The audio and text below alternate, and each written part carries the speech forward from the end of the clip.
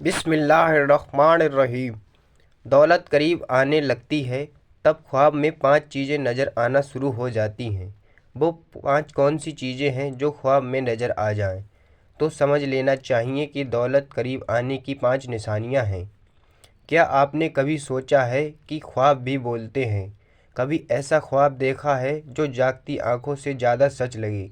कुछ ख्वाब होते हैं जो सिर्फ याद बनकर रह जाते हैं, लेकिन कुछ ख्वाब ऐसे होते हैं जो मुस्तकबिल के दरवाजे खोलने की कुंजी होते हैं।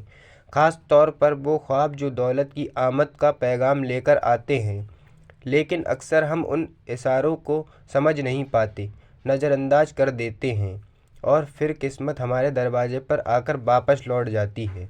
कहते हैं जब अल्लाह किसी बंदे पर अपना ख़जाना खोलने लगता है तो उससे पहले उसे मुत्तले किया जाता है।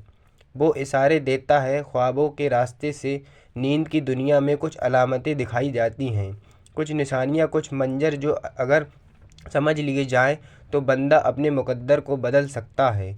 मगर यह निशानियाँ हर किसी को नहीं मिलती, और जो देख ले वह भी हर किसी को समझ नहीं आती। अगर आपके ख्वाबों में 5 राज्य झलक दिखा चुके हैं तो जान लीजिए खुशकिस्मती आपके दर पर दस्तक दे रही है। अब सवाल यह है कि वह 5 ख्वाब आखिर क्या हैं। पहला ख्वाब है ख्वाब में पानी का बहाव, चश्मा या नहर देखना। दौलत की आमद की पहली निशानी है।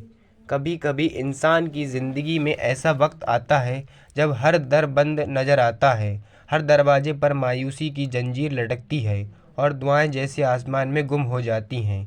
लेकिन फिर रात के किसी हिस्से में नींद और बेदारी के बीच एक ख्वाब आता है, एक बहता हुआ चश्मा, एक नर्म नाजुक नहर जो शफाफ पानी से लबरेज होती है, या कभी एक बारिश जो हर तरफ ज़िंदगी की लहर दौड़ा देती है।